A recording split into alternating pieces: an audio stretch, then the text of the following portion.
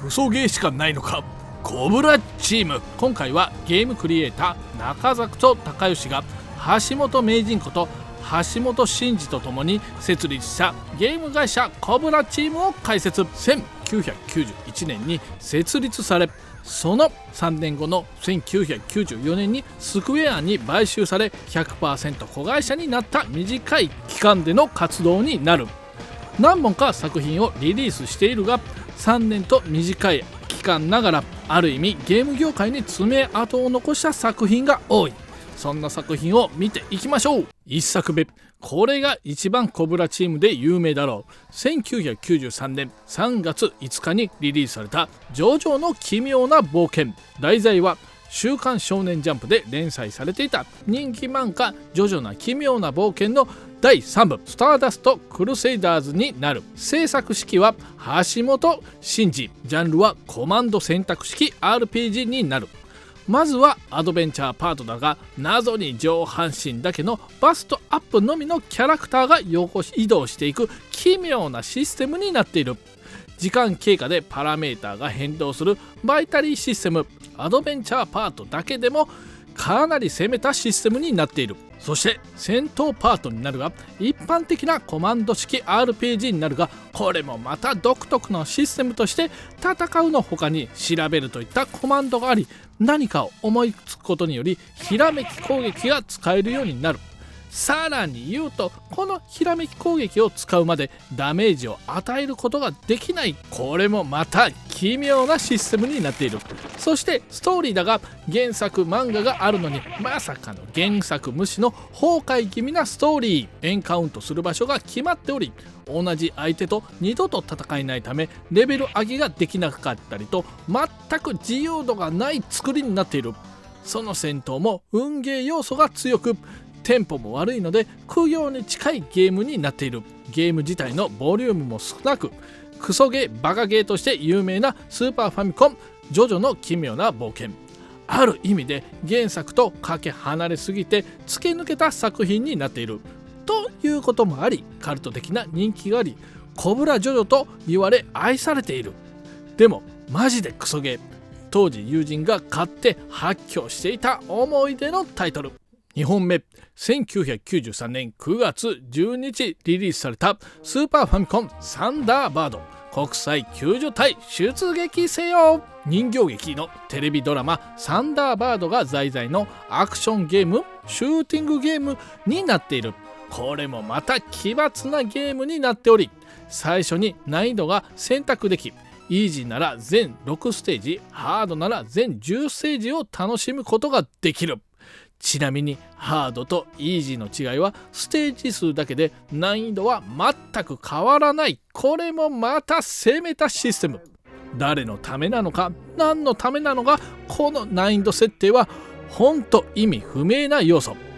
ゲーム中の演出はなかなか凝った作りになっており、先ほど紹介したコブラジョジョよりも全然原作を再現している。肝心のゲームの内容は、サンダーバードに登場するサンダーバード機を操作してシューティングやアクションなどをこなしてミッションをクリアしていくゲームになる。いろいろなステージが用意されていて、なかなか楽しめるが、全体的にまったりして作業感が強い。いろいろ詰め込みすぎてとっちらかった感がある。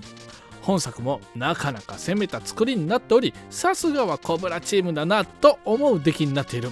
登場するサンダーバード機も偏りがある。サンダーバードが題材のためか、あまり出荷本数が多くないため、中古価格は微妙に高い。3作品目、1993年に稼働開始したアーケードゲームドラゴンボール Z。 ジャンルは格闘ゲームになる。コブラチームとして初のアーケード作品。本作の前にすでにスーパーファミコン用ソフトとしてドラゴンボール Z スーパーブドウ伝がリリースされており、パッと見スーパーブドウ伝のアーケード作品かなと思ってしまうものもいたと思う。グラフィックはキャラがでかく、アニメドラゴンボール Z の原作の再現度も高く、いかにも面白そうな見た目になっているが、そのゲーム性は正直クソ。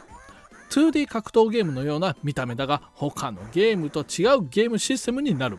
ボタンでの操作はパンチ、キック、必殺技の3つのボタンでの操作になるが、独特なのはレバーでの操作になる。レバーでの移動、ガードなどをするシステムは同じだが、なんとこのゲームジャンプの概念がなく、上入力でまさかのそのまま武空術をするシステムになる。なので肉弾戦よりも遠くから飛び道具でペチペチと戦うといったなんとも面白くなく退屈な戦いになりがち。そんな戦いなのに、その中でも飛び道具を唯一持っていないバータなど、どうやって戦えばいいんだよ状態になる。そのため今作ではバータは圧倒的弱キャラになっている。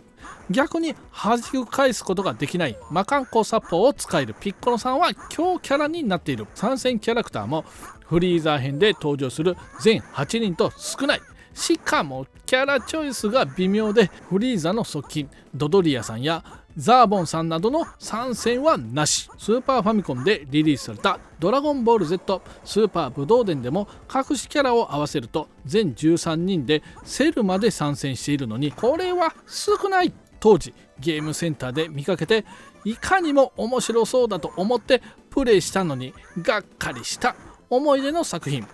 1995年9月22日にスーパーファミコンでリリースされた超兄貴爆裂乱闘編にシステムなどが近い感じがする。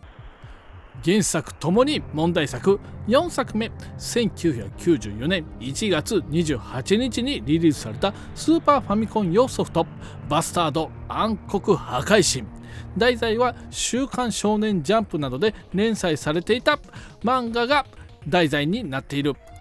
中世風な剣と魔法のダークファンタジーな世界観のバトル漫画になる。当時少年だった私にはそのバトルシーンよりもエッチなシーンの方が印象に残っている作品。当時の少年漫画誌は良かった。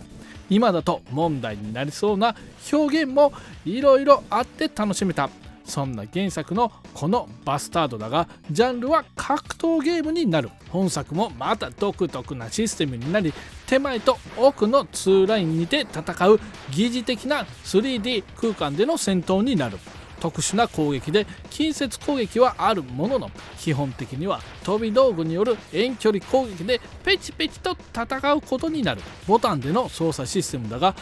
YXBA で弾の軌道が変わる弾が撃てる。 L でライン移動、 L プラス R でライン攻撃、 R2 回でキャラクター固有の特殊攻撃、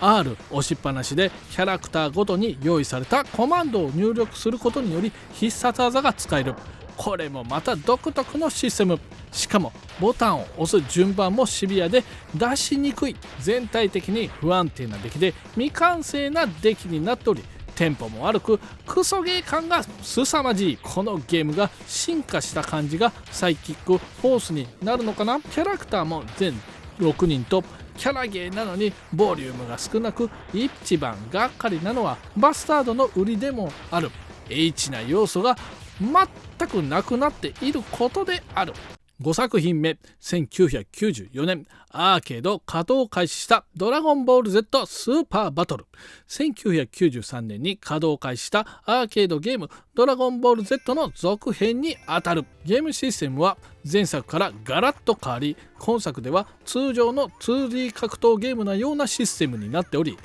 レバーによる操作と弱パンチ、中パンチ、弱キック、中キックの4つのボタンでの操作、さらに弱中同時をして強攻撃が使用できる新サムライスピリッツのような疑似6ボタンシステムになっている。本作の特徴としては、前作ではレバーを上に入力すると空中浮遊武空術システムが地上戦空中戦と画面が切り替わるシステムに変わった。スーパー武道伝に近い感じに見えるが、また違うシステムになっている。キャラクターも前作8人から全10人に触れているが、今作はセル編なのでフリーザ、ギニュー、バータ、リクームがリストラされている。代わりにセル、人造人間16号、18号、20号、そしてミスターサタンが参戦。ボリュームはアップしている。そしてなんといってもスーパーバトルの特徴はバトルスピードがむちゃくちゃ速い。ストリートファイター2ターボ並み、いやそれ以上のスピードバトルが楽しめる。前作と比べ格闘ゲームとしての完成度は高くなったが、グラフィックはしょぼくなっている。ゲームスピードが速すぎて慣れるまでまともにプレイできない不安定な出来。今回はコブラチームが開発したゲーム作品全5作品を紹介しました。全体的に正直俗に言うクソゲーばかりだが、挑戦し斬新な作品が多い。他のメーカーでは作れない僕のばかり味がありますよね。今回の動画はこれでおしまいです。他にも動画を作っていきます。チャンネル登録高評価よろしくお願いします。それではまた別の動画でお会いしましょう。バイチャ。